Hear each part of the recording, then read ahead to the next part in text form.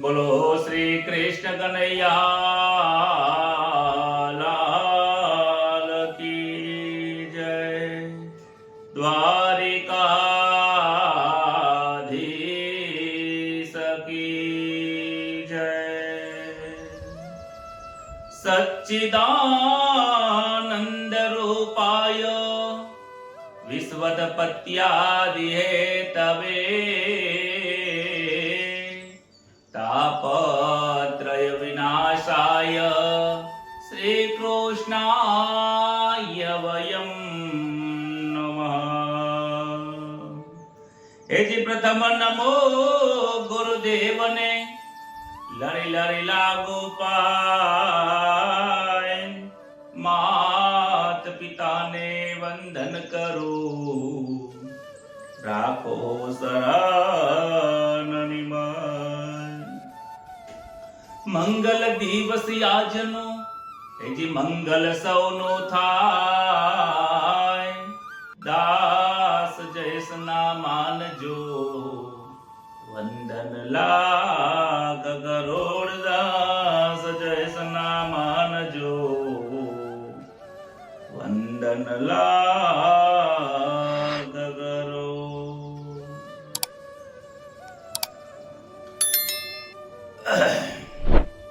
પરમ પવિત્ર શ્રીમદ ભગવદ ગીતા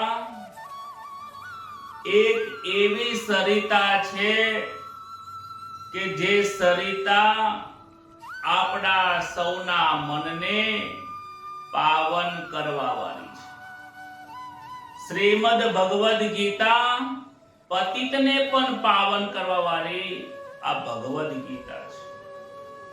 ભગવદ ગીતાનો અધિકાર આ મનુષ્ય માત્રમાં દરેક વ્યક્તિઓ માટે છે. એવું નથી કે આ ફક્ત સારા માણસો માટે છે અને દુર્જનો માટે નથી. આ ભગવદ ગીતાનું જ્ઞાન દરેક ધર્મના લોકો, દરેક વર્ણના લોકો, દરેક જાતિના લોકો, મનુષ્ય માત્ર ભગવદ ગીતાને જ્ઞાન પ્રાપ્ત કરવા માટે છે. ગમે તેવો વ્યક્તિ જો એક વખત ભગવદ ગીતાના જ્ઞાનને અનુસરીને એક વાક્ય, એક લાઈન, એક શ્લોકના પદને પણ જો હૃદયમાં ઉતારી દે અને જીવનમાં વ્યવહારમાં ઉતારી દે તો પણ આ મનુષ્ય લોકની અંદર આ જ જન્મની અંદર એ સફળ બની જાય છે. ભગવદ ગીતાની અંદર કહેવાયેલી એક જે વાણી છે એ ભગવાનના મુખમાંથી અમૃત ઝરી રહ્યું છે. એક પરમાત્માની વાણી આ હૃદયને શાંતિ આપવાનું કામ કરે છે. આ જીવાત્માને સુખી કરવાનું કાર્ય કરે છે. જે પ્રમાણે આપણે ગઈકાલે જોઈ ગયા કે ત્રીજા અધ્યાયની અંદર 1 થી 8 શ્લોકની અંદર જે આપણે જોયું એમાં શ્રી કૃષ્ણને અર્જુનજી પ્રશ્ન પૂછે છે. એમના મનમાં હજી પણ શંકા થઈ છે કે તમે મને તમારી વાત ઉપરથી મારી મૂંઝવણ વધતી જાય છે. જો મારા માટે શ્રેષ્ઠ જ્ઞાન હોય તો આ કર્મમાં કેમ પ્રવૃત્ત કરો છો? આ ઘોર યુદ્ધની અંદર કેમ કર્મ કરવાનું કહો છો? ભગવાન કર્મ ઉપર એમને ઉપદેશ આપે છે કે અર્જુન, તારે કર્મ તો કરવું જ પડશે.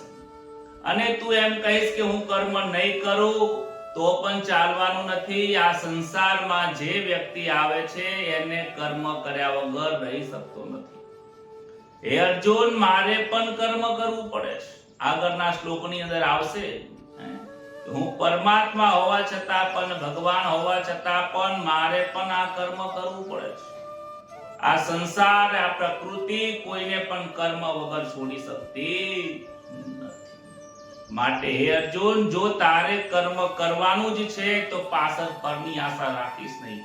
ફળ રાખીશ, અપેક્ષા રાખીશ, એક્સપેક્ટેશન રાખીશ, જો થોડી પણ લેસ માત્ર કંઈક તારી ભાવના એવી હશે પ્રાપ્ત કરવાની તો પાછો ફરીથી તારે આ મનુષ્ય અવતારમાં આવવું પડશે.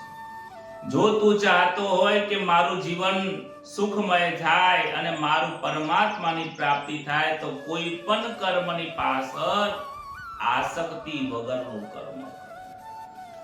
આ પ્રમાણે ભગવાન સમજાવી રહ્યા છે. આગળના 9મા શ્લોકની અંદર પરમાત્મા કહે છે, શ્રી કૃષ્ણ અર્જુનને ઉપદેશ આપે છે, યજ્ઞાર્થાત કર્મણોન્યત્ર લોકોયમ કર્મ બંધનઃ તદર્થમ કર્મ કૌંતેય મુક્ત સંગ સમાચાર. કહે છે કે યજ્ઞ કર્તવ્યના માટે અહીંયા તમને આવનારા 3-4 શ્લોકની અંદર યજ્ઞ યજ્ઞ યજ્ઞ શબ્દ સાંભળવા મળશે. જેમ બુદ્ધિને આપણે એવી રીતે સમજ્યા છે કે સમાન દરેક આસક્તિઓની અંદર દરેક પરિસ્થિતિમાં મનને શાંત રાખવું અને સમતા રાખવી એ જ બુદ્ધિ યોગ છે. એ જ પ્રમાણે જ્યાં જ્યાં યજ્ઞ શબ્દ આવે ઓમ સ્વાહા જે બ્રાહ્મણો કરે છે એ યજ્ઞ તો છે જ, પરંતુ અહીંયા યજ્ઞ શબ્દને પોતાના કર્તવ્ય પાલનને સમજવાનું છે. યજ્ઞ એટલે શું એ સમજી લો કે યજ્ઞ એટલે પોતાના કર્તવ્યનું પાલન કરવું, એનો મતલબ જ યજ્ઞ થાય છે. બ્રાહ્મણનું કર્તવ્ય શું છે કે યજ્ઞ કરવો, કરાવવો, દાન લેવું, આપવું, શિક્ષણ પ્રાપ્ત કરવું અને બીજાને શિક્ષિત કરવા. વૈશ્યનો છે વેપાર કરવાનો અને ક્ષત્રિયનો છે રક્ષા કરવાનો અને શૂદ્રનો વ્યવહાર છે સેવા કરવાનો. આ બધો પણ એ સેવા છે, એ સેવા યજ્ઞ થઈ જાય છે. વેપાર યજ્ઞ થઈ જાય છે. બ્રાહ્મણ જે કરે છે આ જ્ઞાન થાય છે, આ જ્ઞાન યજ્ઞ થઈ જાય છે. તમે જે તમને કર્તવ્ય આપવામાં આવ્યું છે, તમે જો પતિ છો તો પતિ તરીકે તમારું કર્તવ્ય છે તો એ સેવા થઈ જાય છે. કારણ કે તમને એની પાસેથી જો અપેક્ષા ન હોય તો એ આગળ આવશે. એક તમારા કર્તવ્ય કર્મ એ જ તમારું યજ્ઞ છે. આવું સમજીને ચાલવાનું છે. યજ્ઞ એટલે કે કર્તવ્ય પાલનના માટે કરવામાં આવનારા કર્મોથી, જે કર્તવ્ય પાલનથી તમે કર્મ કરી રહ્યા છો એ અન્ય કર્મોમાં લાગેલો આ મનુષ્ય કર્મોથી બંધાય છે. જો કર્તવ્ય પાલનનું કર્મ ન કરે તો એ બીજા કર્મની અંદર જાય છે. જો બ્રાહ્મણ થઈને આ બ્રાહ્મણ તત્વનું કાર્ય ના કરું, મારા વર્ણાશ્રમ પ્રમાણે હું કર્મ ના કરું, તો પછી મારે ક્યાંક નોકરી કરવા જવું જ પડશે. શરીરનો, દેહનો અને જીવન ચલાવવા માટે બીજી નોકરી કરવા જવું પડશે, ધંધો કરવા જવું પડશે, કાં તો પછી દેશની સેવા કરવા માટે મારે આર્મી જોઈન કરવી પડશે. તો કહે છે આગળના શ્લોકોમાં, આગળના અધ્યાયમાં આવશે, પરધર્મો ભયાવહ. હવે ગીતાજીની અંદર પણ એક શ્લોક આપેલો છે. જેમ આપણે આગળ જઈશું ત્યારે આવશે કે બીજો ધર્મ પણ પરાવર છે. એવી રીતે અહીંયા બીજા ધર્મની વાત નથી, પણ અહીંયા અન્યત્ર કર્મની વાત કરે છે કે તમારા કર્તવ્ય પાલનમાં જે કામ કરવાનું છે એ કાર્ય ન કરતા બીજા કર્મોની અંદર જો લાગેલો આ મનુષ્યનો સમુદાય જે છે એ કર્મોથી બંધાય છે. તમને પત્ની તરીકે, જે પતિવ્રતા નારી તરીકે, પતિ તરીકે, પુત્ર તરીકે, નોકર તરીકે, શિક્ષક તરીકે, એક નેતા તરીકે તમને જે કર્તવ્ય મળ્યું છે એ કર્તવ્યનું પાલન કરવું એ જ તમારો ધર્મ છે. અને એ કર્તવ્ય પાલનની પાછળ શું રહેલું છે? આસક્તિઓ નથી રાખવાની. જો આસક્તિ છે, કોઈ ફળ આપવાની, તમને ફળ લેવાની કોઈ ઈચ્છા થાય છે, તો એ કર્તવ્ય કર્મ પછી રહેતું નથી. એ કર્તવ્ય કર્મનો પણ નાશ થઈ જાય છે. એટલે તમે જે વાવો છો પણ જો એની પાછળ અપેક્ષા છે તો ભલે ગમે તેટલું સારું વાયુ હોય કે કંઈ પણ તમે કર્મ કર્યું હોય, એ કર્મ નાશ પામે છે. એ કર્મનું ફળ બીજું ઉગતું નથી. એ પ્રમાણે આગળ પણ કહેવામાં આવે છે કે બીજાઓને સુખ પહોંચાડવા, પોતાના હિત કરવાને માટે કર્મો કરવામાં આવે છે. અન્યત્ર કર્મ કરો કે સ્વધર્મનું પાલન કરો, જે પણ કાર્ય કરો એ કાર્યની પાછળ બીજાની સેવાની ભાવના રાખો. સેવાની ભાવના રાખશો તો એ સ્વધર્મ એટલે કર્તવ્ય પાલન થઈ જશે. તમને લાગે કે હું બ્રાહ્મણ છું તો હું બીજાની સેવા કરવા કેવી રીતે જવું, તો એ શૂદ્ર વર્ણનું કામ છે. તો સેવા મતલબ અહીંયા પરોપકારને સેવા કહે છે. નિસ્વાર્થ ભાવે લોકોને જ્ઞાન આપો એ એક સેવા ધર્મ થઈ જાય છે. નિસ્વાર્થ ભાવે તમે કોઈની રક્ષા કરો છો તો એ સેવા, એ રક્ષા યજ્ઞ થઈ જાય છે. તમારી પાસે વેપાર કરીને, કોઈ વ્યવસાય કરીને, નોકરી કરીને 2 પૈસા ઈશ્વર જો તમને આપી રહ્યો છે, એ પૈસા પોતાના માટે નહીં પરંતુ બીજાના માટે મને આપ્યા છે, લોકોની સેવા કરવા માટે મને પ્રાપ્ત થયા છે, આવી ભાવનાથી કર્તવ્ય કર્મ કરવામાં આવે અને બીજા માટે વાપરવામાં આવે તો એ પણ વેપાર સેવા થઈ જાય છે, એ પણ ધન સેવા થઈ જાય છે. એ દરેક કર્મોની પાછળ બંધન રહેતું નથી. એટલે કહે છે, હે કુંતી નંદન, તું આસક્તિ રહિત થઈને યજ્ઞ માટે કર્તવ્ય કર્મ કર. તારી પાસે જે યજ્ઞ કર્મ આવ્યું છે, આ જે યુદ્ધ તને મળ્યું છે, એ તારું કર્તવ્ય છે અને એક સામાન્ય રીતે તને મળી ગયું છે. તું સામેથી યુદ્ધ કરવા નથી ગયો, યુદ્ધની પ્રેરણા સામેથી થઈ છે અને એમાં તું ધર્મના રસ્તા ઉપર ઊભો છે. તો કર્તવ્ય કર્મ કરી રહ્યો છે, નિસ્વાર્થ કરી. જો તારી ઈચ્છા નથી કે તારી ઈચ્છા એવી નથી કે તારે રાજ્ય પ્રાપ્ત કરવું છે, રાજ્ય પ્રાપ્તિ માટે તું યુદ્ધ નથી કરતો, એ કૌંતી હું જાણું છું. તો આટલું બધું સરસ તને યજ્ઞનું ફળ મળે છે, યજ્ઞનું સારું કર્મ તું કરી રહ્યો છે, તો એ કર્મને શા માટે છોડે છે? માટે સ્વધર્મનું પાલન કરો અને સ્વધર્મના પાછળ, સ્વકર્તવ્યની પાછળ આસક્તિ રહિત હે અર્જુન તું કાર્ય કર, જેનાથી તને ઘણો બધો લાભ થશે અને ઈશ્વરની પ્રાપ્તિ થશે. કહે છે કે સ્વાર્થની ભાવના છુપી રહેવાથી અન્યત્ર કર્મ થાય છે. ક્યારેક લોકો સેવા કરે છે, ચાહે નેતા હોય, શિક્ષક હોય, બ્રાહ્મણ હોય કે કોઈ પણ વ્યક્તિ હોય, સેવા કરે પરંતુ એની પાછળ એને મેવા લેવાની ભાવના હોય છે. આજે અનેક પ્રકારના સમાજની અંદર વ્યવહારો લોકો કરે છે પરંતુ કાંઈક લેવાની ભાવના છે. જે કર્મની પાછળ લાભ રહેલો છે તો એ કર્મનું ફળ બેસતું નથી. એ કર્મ પછી કેવું થઈ જાય છે, જાણે કે કોઈ બીજ, કોઈ ઘઉં હોય કે કોઈ પણ પ્રકારનું બીજ, અનાજ કે બીજ હોય, એને જો બાફવામાં આવે અને પછી ઉગાડવામાં આવે તો એ બીજનું અંકુર ફૂટતું નથી. કાં તો એ બીજને તવા ઉપર ગરમ કરી દેવામાં આવે અને જો પછી વાવવામાં આવે તો પણ એ બીજની ક્ષમતા એ અંકુર ફૂટવાની રહેતી નથી, એ નાશ પામી જાય છે. જે રીતે એ બીજ શેકવાથી અને બાફવાથી ફળ અંકુર ફૂટવાની ક્ષમતા તૂટી જાય છે, એવી જ રીતે જ્યારે કોઈ તમે કર્મ કરો અને એ કર્મની પાછળ કંઈક સેવા પાછળ લેવાની કોઈ ઈચ્છા હોય તો સમજી લો એ તમારા દરેક કાર્ય નિષ્ફળ જાય છે અને ઉલટાનું એમાં બીજું કર્મ બંધાય છે, તમે કર્મનું બંધન થાય છે અને પાછા એ બંધનને ભોગવવા માટે, કર્મના ફળ જે બંધનથી ભોગવવા માટે પાછું તમારે અહીંયા ફરીથી આવવું પડે છે. તો સેવા કર્યા પછી પણ જો મેવા લેવાની ભાવના હોય, આસક્તિ હોય તો એ અન્યત્ર કર્મની અંદર સારું ફળ મળતું નથી. પછી બ્રાહ્મણ થઈને બીજા ધર્મની અંદર કાર્ય કરે તો પણ ક્ષત્રિય થઈને બ્રાહ્મણનું કાર્ય કરે, શૂદ્ર થઈને બ્રાહ્મણનું કાર્ય કરે, વૈશ્યનું કાર્ય કરે તો બીજા વર્ણાશ્રમમાં જવું પણ અન્યત્ર કર્મ કર્યું છે. એ પણ કોઈ સુખદાયી નથી.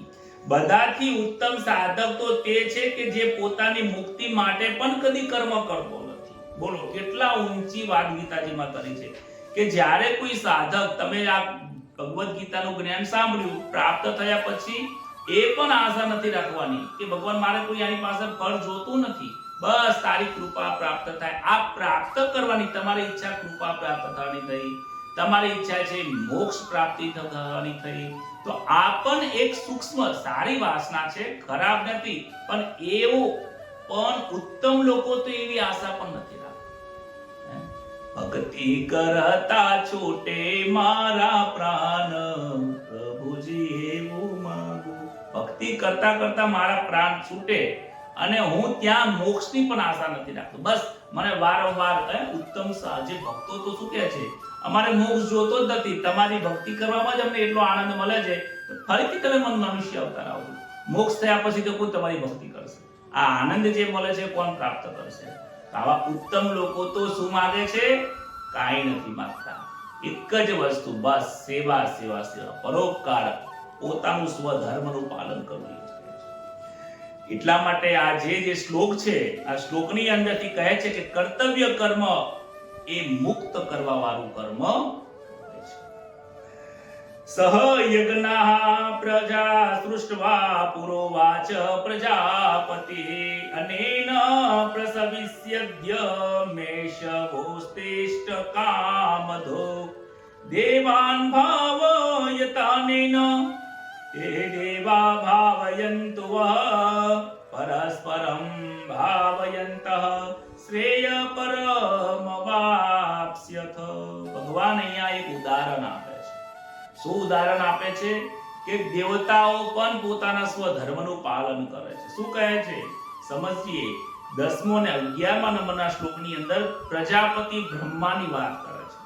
કહે છે કે પ્રજાપતિ બ્રહ્માએ સૃષ્ટિના આદિકાળમાં, જ્યારે આ સૃષ્ટિની રચના નથી થઈ એની પહેલા આદિકાળમાં કર્તવ્ય કર્મોના વિધાન સહિત, એટલે કર્તવ્ય કર્મોમાં જે વિધાન આપેલું છે મનુષ્ય વગેરેની રચનાઓ કરીને શું કર્યું છે? એમને મનુષ્યની રચના કરી છે. પરમાત્માએ એમને આજ્ઞા કરી છે કે હે બ્રહ્માજી, તમારે મનુષ્યને ઉત્પન્ન કરવાના છે, આ તમારું કર્તવ્ય છે. વિષ્ણુ ભગવાને કહ્યું છે કે જે પ્રજા ઉત્પન્ન થાય છે તમારે બધાનું પાલન પોષણ કરવાનું છે, આ તમારો સ્વધર્મ છે. અને પછી મહાદેવજી થાય છે, મહાદેવજીને કહે છે કે તમારે આ જે જન્મે છે, પાલન થાય છે, અંતે સંહાર કરવાનું કાર્ય તમારે કરવાનું છે. જેનું જેવું કર્મ તેવું તેને ફળ એ તમારે આપવાનું છે. આ દેવતાઓને પણ પોતપોતાનું કર્મ આપ્યું છે. વરુણ દેવ છે, વાયુ દેવ છે, અગ્નિ દેવ છે, પૃથ્વી દેવ છે. આ બધા જ દેવતાઓ, 5 તત્વો, બધા દેવતાઓને પોતપોતાના કર્મ આપ્યા છે. એક મોટી કંપની હોય, રિલાયન્સની કંપની હોય, એની અંદર હોય ને એક મોટા સેટ હોય, પણ એની અંદર બધા જ કામ કોઈ બધું નાનું મોટું કામ મોટા એ સાહેબ ના કરતા હોય. એની અંદર એકાઉન્ટ વાળા અલગ હોય, માર્કેટિંગ કરવા વાળા અલગ હોય, પછી ઓર્ડર લખવા વાળા અલગ હોય, માલ મૂકવા વાળા અલગ હોય, પેમેન્ટ લેવા વાળા અલગ હોય, આ બધાને સાચવવા વાળા અલગ હોય, આ બધાની સેવા કરવા માટે પ્યુન અલગ હોય. બધાને કર્મ સોંપ્યા છે અને જેને જે કર્મ આપ્યું છે એ જ કર્મ કરે. જો એ કર્મ ન કરે તો ઉપર શેઠ બોલે કે તને આ કામ આપ્યું, તું તારું આ કામ છે, તું બીજાનું કામ કરવા કેમ જાય છે? દેવતાઓ પણ પોતપોતાનું કર્મ કરે છે. તો અહીંયા બ્રહ્માજીનું ઉદાહરણ આપીને કહે છે કે બ્રહ્માજીએ જ્યારે સૃષ્ટિની શરૂઆત કરી ત્યારે દરેક મનુષ્યને પોતાના કર્તવ્ય પ્રમાણે, એમના કર્તવ્ય હતું બધાને ઉત્પન્ન કરવા, તો મનુષ્ય લોકોને ઉત્પન્ન કરે છે. અને કરીને કહ્યું મનુષ્ય લોકોને પછી આ સ્વધર્મ જે પાલન કરવાનું, કર્તવ્ય કર્મ પાલન કરવાનું, એ પોતે પાલન કર્યું. અને મનુષ્યને પણ કહે છે, શું કહે છે? તમે પણ આ કર્તવ્ય દ્વારા બધાની વૃદ્ધિ કરો. બ્રહ્માજીએ 7 ઋષિઓને ઉત્પન્ન કર્યા, એમને પણ કહે છે કે તમે પણ મનુષ્યને ઉત્પન્ન કરો અને તમે પણ પોતાના કર્તવ્યનું પાલન કરો. અને તે કર્તવ્ય રૂપી યજ્ઞ તમને લોકોને કર્તવ્ય પાલનની આવશ્યક સામગ્રી પ્રદાન કરતા વાળો થાઓ. તમે પણ કર્તવ્ય કર્મ કરો, તમે પણ યજ્ઞ કરો, અને એ યજ્ઞથી શું થશે કે દેવતાઓ પ્રસન્ન થશે. કહે છે કે પોતાના કર્તવ્ય કર્મ દ્વારા તમે દેવતાઓને ઉન્નત કરો. જે વ્યક્તિ પોતાનું કર્તવ્ય કર્મ કરે છે, એ કર્તવ્ય કર્મ કરવાથી દેવતાઓ પ્રસન્ન થાય છે. એક ઉદાહરણ આપું કે આપણે જ્યારે યજ્ઞ કરીએ છીએ, આપણે જે બ્રાહ્મણો દ્વારા બોલાવીને તમે તમારા ઘરે યજ્ઞ કરો છો, યજ્ઞ કરવાથી દેવતાઓ સંતુષ્ટ થાય છે, કારણ કે એમને દરેક યજ્ઞનો ભાગ જાય છે. દેવતાઓને સંતુષ્ટ થવાથી આકાશમાંથી વર્ષા પડે છે. વર્ષા થવાથી પૃથ્વી ઉપર અનેક ધન ધાન્ય પાકે છે, વેપાર થાય છે અને દરેક વ્યક્તિ સુખી થાય છે. અને સુખી થયા પછી ફરીથી એ જ જે ધન મળ્યું છે એનાથી દરેક વ્યક્તિ પાછો યજ્ઞ કરે છે. આ પ્રક્રિયા પોતપોતાની કર્તવ્ય કર્મની ચાલુ રહે છે, તો બધાએ આનંદિત અને સુખી થાય છે. અને આગળના શ્લોકમાં આવે છે કે જે કર્તવ્ય કર્મનું પાલન નથી કરતા તો એમની શું હાલત થાય છે. આગળના શ્લોકમાં આવે છે, કહે છે કે તમારા કર્તવ્ય કર્મ કરવાથી દેવતાઓ ઉન્નત થશે અને દેવતાઓ દ્વારા તમને લોકોને ઉન્નત કરશે. દેવતાઓ પછી તમને ઉન્નત કરશે. દેવતાઓ સુખી થશે, પુષ્ટ થશે તો તમને પણ એ સુખી કરશે.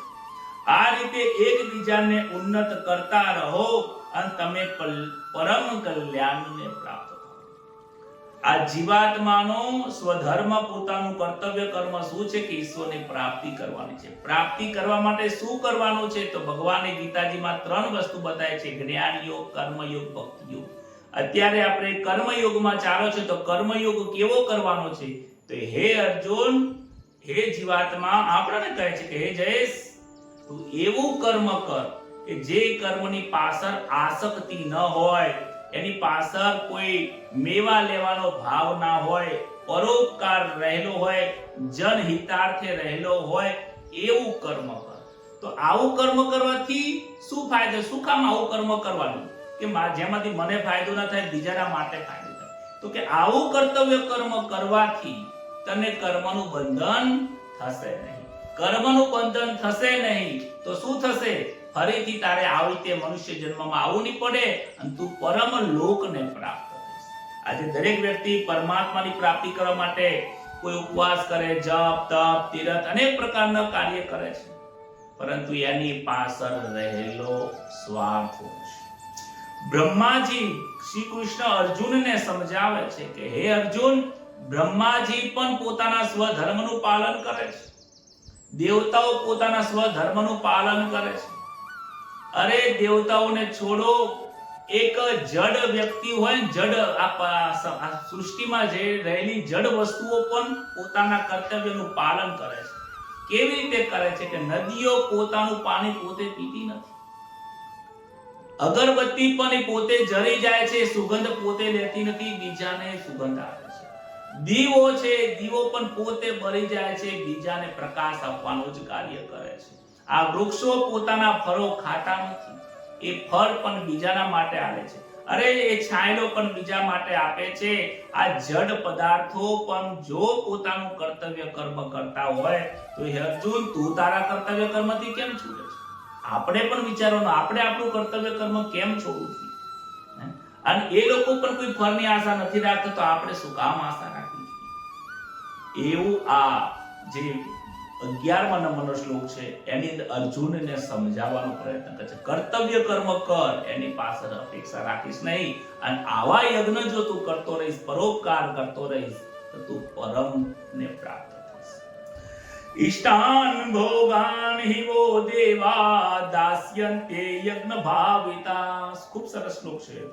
તે દત્તાન પ્રદાયૈભ્યો યોગું તેસ્તે નએવ સહ.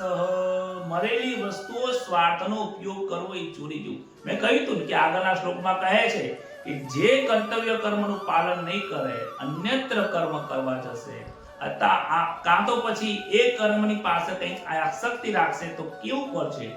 યજ્ઞના પ્રભાવથી થયેલા દેવતાઓ, યજ્ઞના પ્રભાવથી પુષ્ટ થયેલા દેવતાઓ તમને લોકોને માગ્યા વિના જ કર્તવ્ય પાલનની આવશ્યકતાની સામગ્રી આપતા રહેશે.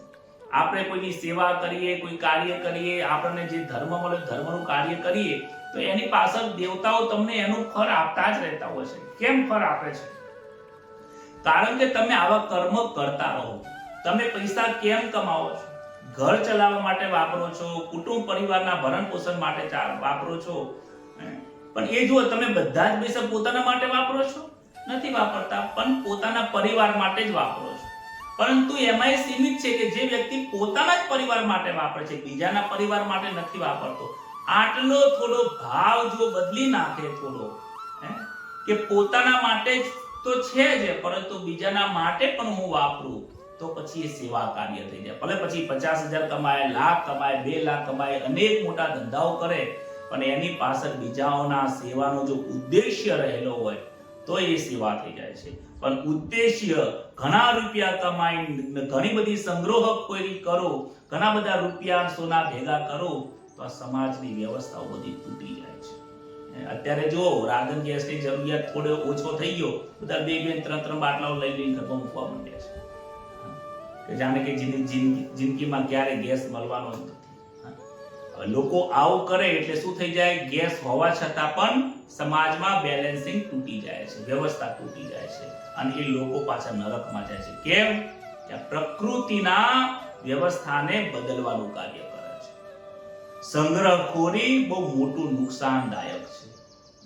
2 પૈસા નફા કમાવા માટે લોકો સંગ્રહખોરી કરે છે. અહીંયા કહે છે કે તમે યજ્ઞ કરશો. યજ્ઞ એટલે સેવા, પરોપકાર, તમારા સ્વધર્મ અને કર્તવ્યનું પાલન એ તમે કરતા રહેશો, એમાં આસક્તિ વગર કરતા રહેશો તો દેવતાઓ તમને તમારા ઉપર પ્રસન્ન થશે અને પ્રસન્ન થઈને વધુ તમને વસ્તુ આપશે. અને એ વસ્તુઓ કેમ આપે છે? પાછું ફરીથી તમને કર્મ કરવા માટે આપે છે. આ રીતે દેવતાઓ દ્વારા થયેલી સામગ્રી આ પ્રમાણે તમે કાર્ય કરો અને દેવતાઓ તમને પૈસા આપે, ધન આપે, નોકરી આપે, પૈસો આપે, ઘણી બધી વસ્તુઓ તમને પ્રાપ્ત થાય. જેનું જેવું વ્યવસાયનું કર્મ એવી વસ્તુ એને પ્રાપ્ત થાય અને એ બીજાના સેવામાં લગાડવો જોઈએ. અને જે મનુષ્ય એનો ઉપભોગ કરે છે, બીજાની સેવામાં નથી લગાડતો, પોતાના જ ભોગવા માટે ભોગવી રહ્યો છે, તો ભગવાન કહે છે એ ચોર છે. ભુંક્તે સ્તેન એવ સહ, એ ભોગવવા વાળો મારા માટે ચોર છે અને ચોરને જેટલી સજા મળે છે એ જ સજા હું એ વ્યક્તિને આપું છું. સીધી વસ્તુ છે. ભગવાન જેને ચોર માનતો હોય તો શું કહેવાય? અરે અહીંયા પોલીસ વાળા જો ચોર માને ને તો 4 દિવસ સુધી જેલમાં બેસાડી રાખે છે. 4 રાખે, 4 મહિના રાખે, 4 વર્ષે રાખે. તો ઈશ્વર જેલમાં કેવી પૂરી દે છે, પાછું 84 લાખ યોનીમાં ભટકી નાખે. આવા ચોર બનવું કે શું બનવું એ આપણે આજે આ ભગવદ ગીતા સાંભળીને નિર્ણય લેવાનો છે. કહે છે કે પોષણ તેમના દ્વારા જ થતું છે. આ શરીર કોના માટે મળ્યું છે આપણને? કેવી રીતે મળ્યું છે? કે માતા પિતાની સેવાથી આપણને આ શરીર પ્રાપ્ત થયું છે. એમના લાલન પાલનથી આપણું શરીર હુષ્ટપુષ્ટ થયું છે. ગુરુજનો અને એમની આજ્ઞાના પાલન, એ આ ગુરુજનોના જ્ઞાનથી સ્કૂલમાં શિક્ષણ મેળવીને આપણને જ્ઞાન પ્રાપ્ત થયું છે. સમાજના લોકોના વ્યવહારથી એમનું બધા વ્યવહારિક આપણને જ્ઞાન પ્રાપ્ત થયું છે. સમાજમાં બધા જ લોકોની સાથે રહીને આપણે એમની પાસેથી મહેનત કરીને ધન પણ અર્જિત કરીએ છીએ. આ બધી જ કૃપા ઈશ્વરની જ છે, દેવતાઓની જ કૃપા છે. અને દેવતાઓની કૃપાથી જે વસ્તુ તમને પ્રાપ્ત થાય છે એ વસ્તુ જો તમે પછી તમારા પોતાના જ માટે વાપરો અને સ્વ કર્તવ્ય ન કરવો, કર્તવ્ય કર્મ ના કરો, સેવા ના કરો, પરોપકાર ન કરો, તો પછી એ ચોર થઈ જાય છે, એ પાપ છે અને એ વસ્તુ દુઃખદાયક બને છે. માટે કહે છે હે અર્જુન, તને જે વસ્તુ પ્રાપ્ત થાય એનાથી તું સેવા કર, યજ્ઞ કર અને લોકોને સઘરી મનુષ્યની સેવા કરીને બીજાના સેવામાં તું વાપરતો જા. શરીર, ઇન્દ્રિયો, મન, આ સઘળા પદાર્થો આ સંસાર પાસેથી મળ્યા છે. આ દેહ આપણને ક્યાંથી મળ્યો છે? સંસારમાંથી મળ્યો છે. મન ક્યાંથી મળ્યું? તો સંસારથી મળ્યું છે. જે વસ્તુ આપણને પ્રાપ્ત થઈ છે બધું જ સઘળું આપણને સંસારમાંથી પ્રાપ્ત થઈ છે. હવે જેની પાસેથી તમે વસ્તુ લીધી છે એને જો તમે પાછી ન આપો તો પછી શું થાય છે? કર્જ ચડે છે, ઋણ ચડે છે. અને એ ઋણ ચડતા ના મેં પૂરું ના કરો તો તમારે એ કર્જદાર બની તમારે ભોગવવું પડે છે. માટે આ શરીર આ મનુષ્ય લોકમાં, આ સંસારમાં કેમ આવે છે? કારણ કે ઋણ ભોગવવા આવે છે. આપણા ઉપર અનેક પ્રકારનું ઋણ ચડેલું છે. પિતૃઓનું ઋણ છે, આપણા ગુરુઓનું ઋણ છે, 5 તત્વોનું ઋણ છે, દેવોનું ઋણ છે અને બીજું ઋષિઓનું અને ભૂત ઋણ પણ રહેલું છે. 5 પ્રકારના ઋણ કીધા છે. કયા કીધા છે?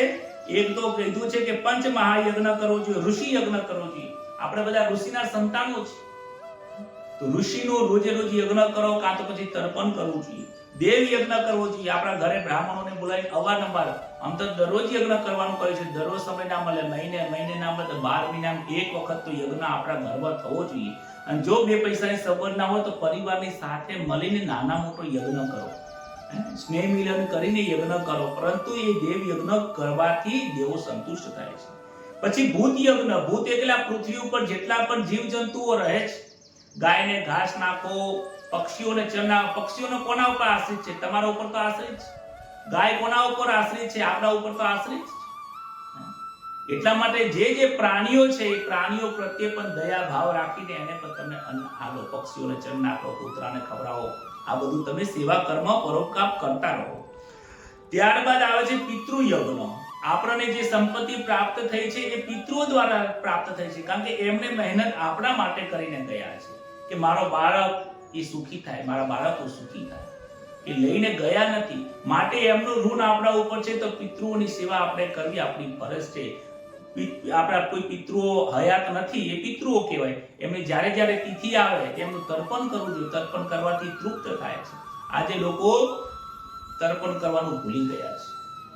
2 કલાકનો સમય હોય છે, તર્પણ કરવું જોઈએ બ્રાહ્મણને બોલાવીને. જ્યારે માસિક શ્રાદ્ધ આવે, એવું નથી કે એમનું મૃત્યુ પામે એટલે 12 દિવસ થાય એટલે પૂરું થઈ ગયું, 12 મહિને એક શ્રાદ્ધ કરીને પૂરું થઈ ગયું. દર મહિને કરો અને શ્રાદ્ધ કરો. દર મહિને ના કરો, દર વર્ષે જ્યારે એની પુણ્યતિથિ આવે ત્યારે ઘરમાં તર્પણ, પિતૃ તર્પણ કરો. ત્યારબાદ આવે છે મનુષ્ય યજ્ઞ. જ્યારે આ તમને જે મેં કહ્યું એ પ્રમાણે તમે યજ્ઞ વારંવાર કરતા રહો.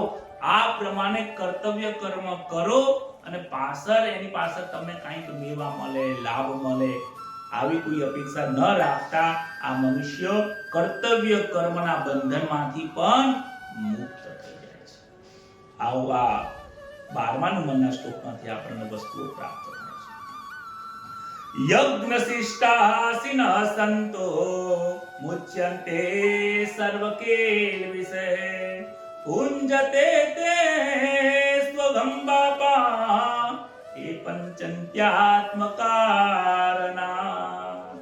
આ શ્લોક બધાને આવડતો. યજ્ઞ શિષ્ટાસના સંતો બધાને શ્લોક આવડે છે. અને ઘણા લોકો ઘરે ભોજન કરતા હશે ને, ભોજન કરતા કરતા મંત્ર બોલતા પણ હશે. દરેક વ્યક્તિ એવું માને છે કે આ ભોજન કરવાનો મંત્ર છે. જ્યારે ભોજન કરવા બેસીએ ને એટલે ભોજન કરતા સમયે આ શ્લોક બોલવો જોઈએ, પરંતુ એવું નથી. આ ભોજન કરવાનો શ્લોક નથી, આ ભોજન કરાવવાનો શ્લોક છે. આ શ્લોકનો બરાબર અર્થ સમજીએ. આમાં ભોજન કરવાની ક્યાંય વાત આપેલી નથી. જો સમજાય ને તો લખજો નીચે રાધે રાધે લખજો અને તમારું નામ લખજો. તમારું નામ લખશો એટલે મને ખબર પડશે કે તમે કોણ છો અને તમને આ વસ્તુ સમજાય છે. મને પણ આનંદ થાય જો તો સાંભળી આ શ્લોકનો અર્થ. યજ્ઞ શેષ કરતા સ્વકર્મ. યજ્ઞ શેષનો અનુભવ કરવા વાળા શ્રેષ્ઠ મનુષ્યો સઘળા પાપોમાંથી મુક્ત થઈ જાય છે. આમાં તો ક્યાં જમવાની વાત આવે છે, પરંતુ જેઓ કેવળ પોતાના માટે રાંધે છે અર્થાત કર્મો કરે છે તે પાપી લોકો પાપનું ભક્ષણ કરે છે. આમાં ક્યાંય ભોજન કરવાની વાત આવતી નથી. આ ભોજન કરવાની વાત નથી કહેતી. આ કહે છે તમે ભોજન કરાવો. જે વ્યક્તિ પોતાના માટે રાંધીને ખાય છે, ભોજન કરતા કરતા તમે એવું વિચારો કે ભોજન મારા માટે છે ભોજન, તો પછી એ પાપ છે.